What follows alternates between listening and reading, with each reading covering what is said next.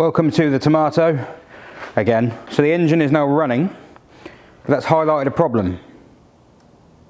But before I explain that problem, I'll explain why I'm not doing what I said I was going to do and why I keep doing this.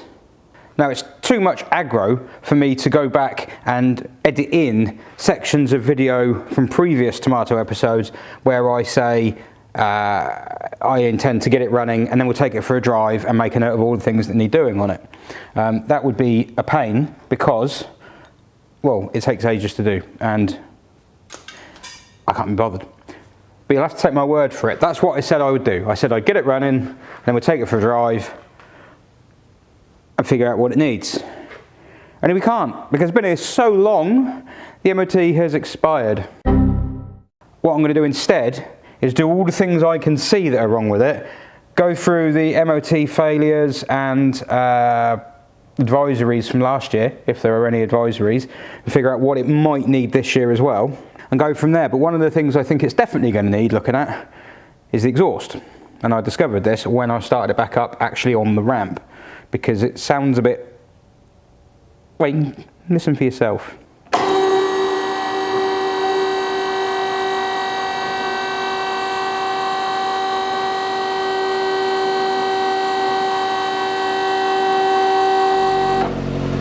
There are some issues under here.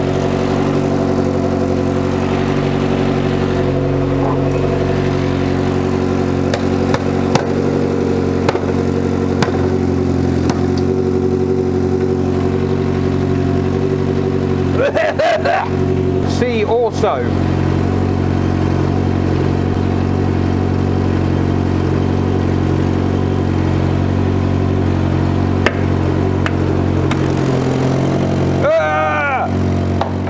So that exhaust is kaput, no good, rotten through. I think Jack fitted this, but I'm not convinced that's the right, it just doesn't look right, because it's just the way it comes straight out. And anyway, it doesn't matter because it's going in the bin. I don't know why I'm looking.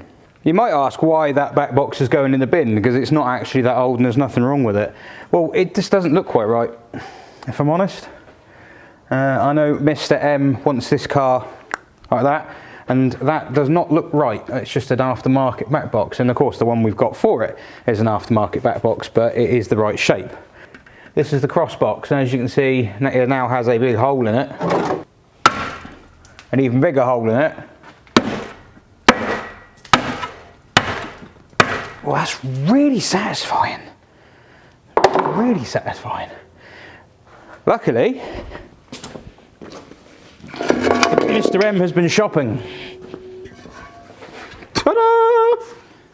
New. But it's not all good. If you look up, I gave this a hit as well. How smooth that is. This is part of the downpipe, and this is a repair that number 27 put on. And basically this box here has rusted up, and yeah, it's been patched. So it was holding, in fairness, it was working, but that was at least, well, I mean, it probably would have only got another 6 months out of it, and that 6 months has elapsed, and now it's leaking again. The problem is, this section here, you can't get. If I spin you round, if you can see, it goes along here, up to the manifold. The manifold is a sexy piece. I will show you a manifold for one of these one day.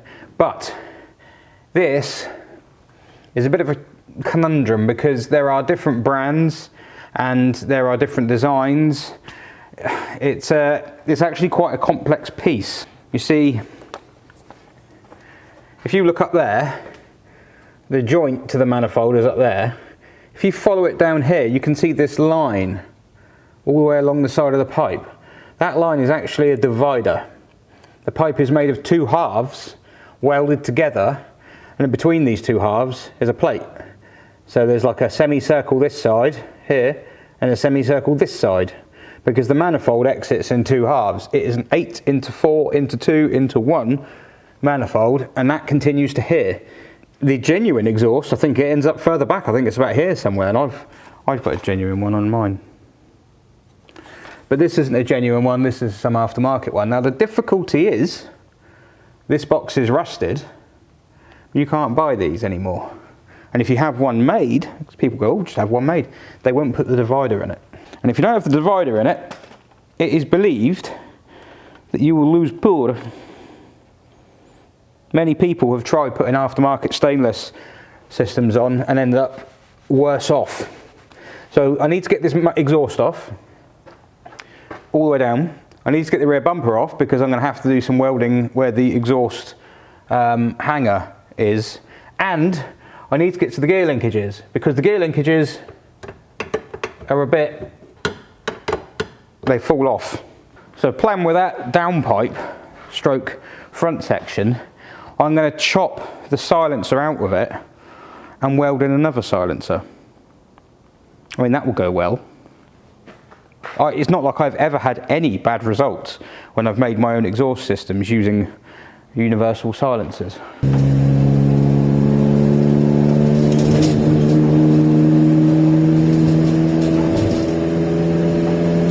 That's quite a noise.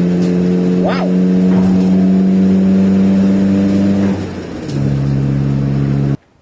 It'll be fine.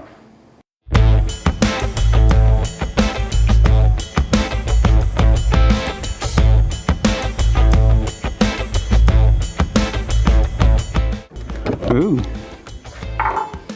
Bumper mount's bent. Bent.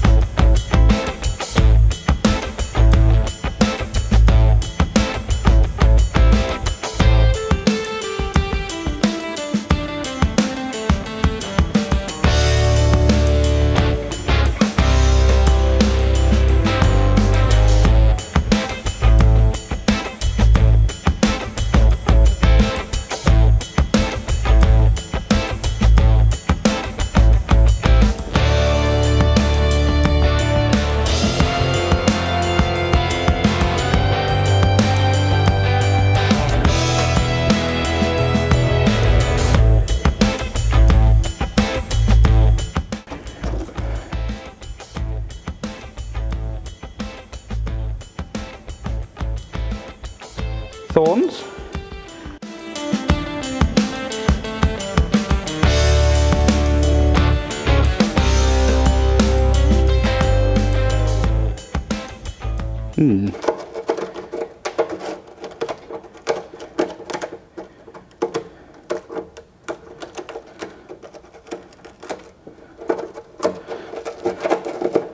Yeah, okay.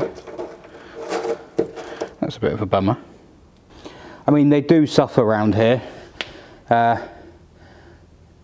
Truth be told, that's not actually too bad at all. I can clean this up. This can all get a bit of some treatment to try and prolong its life. Oh yes, the exhaust hanger is hanging, literally. There's going to be a false widow under here, isn't there? And I'm going to run my finger under it. That's a support strap for this saddle fuel tank, which is clearly not there anymore. So yeah, we've got some rust here, which needs addressing, and there was definitely some foliage, so yeah, it does support the theory that it's been in a bush. But on the whole, still looking pretty good.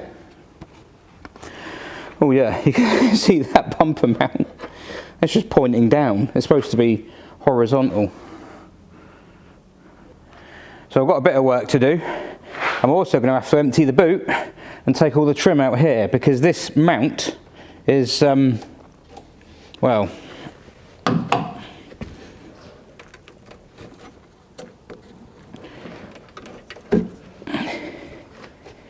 yeah, it's supposed to be up there.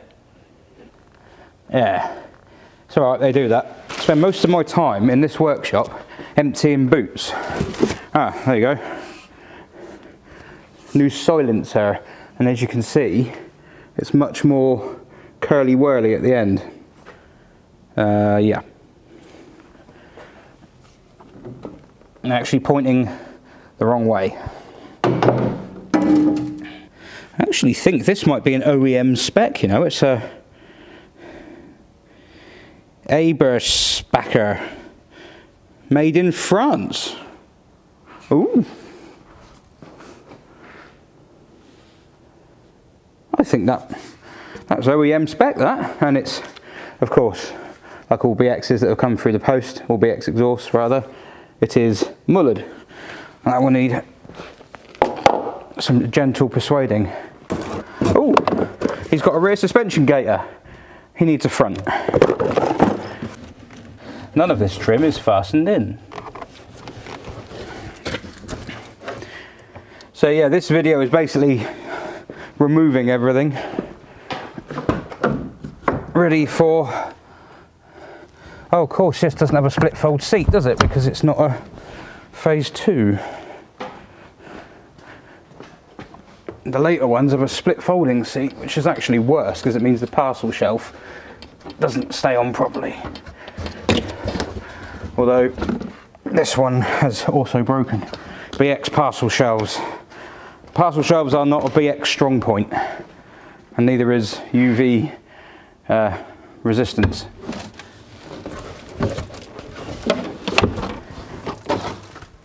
There we go.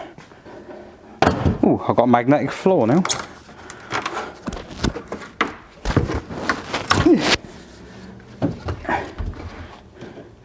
Yeah, see, on the whole, that's a pretty good BX boot floor. This is a decent example underneath. I know it doesn't look it, but I actually think this is a good one. And it's only done 60-odd thousand miles as well, which is crazy. Little baby snail on the back seat. Look. It's alive. It's hiding.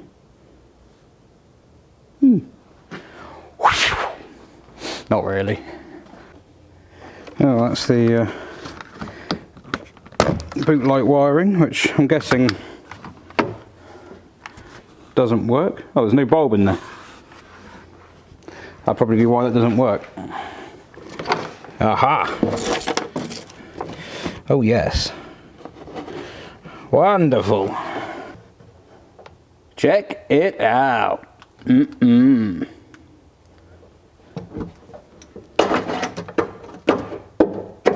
Lots of fun. Right, so let's undo all Jack's hard work.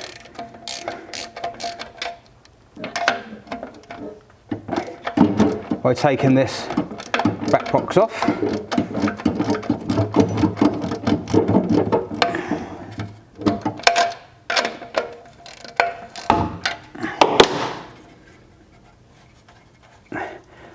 Looks like this back box has collected a bird at some point.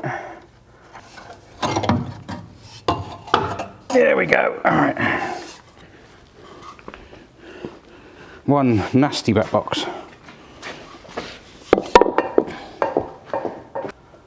Alright, I'm going to try and get this off, but I'm not. I think this is going to be a snap job.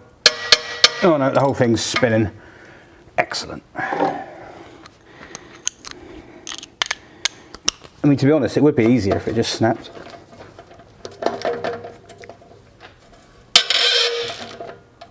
Of course, it's not going to.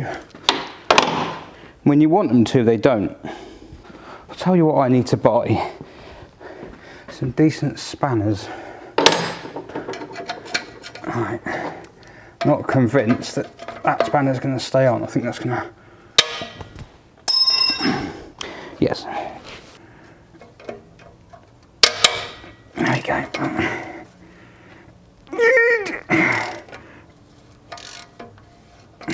I did put a bit of oil on them beforehand.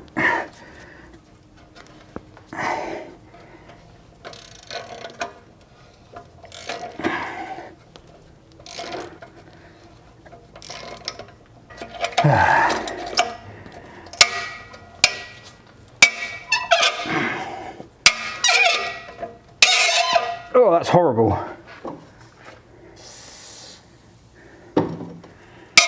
I've sprayed the wrong side, haven't I?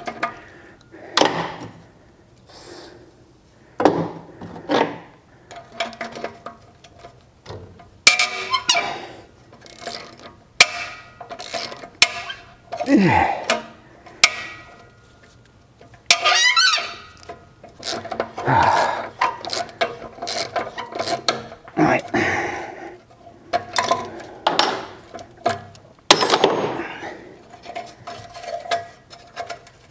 Well, that's been on there a while. And now, wow, it's rusted together. Oh, there we go.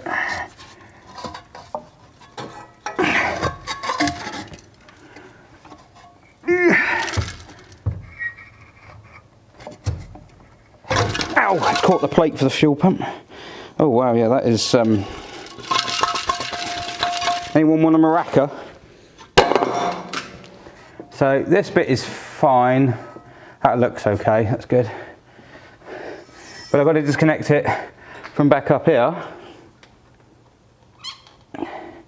Yes, I've got to disconnect that from that to get all this off, because this, basically what I'm going to do, I think, is I'm going to chop this back here and then get some new straight pipe and weld in a silencer here, a small one like this, just a small resonator.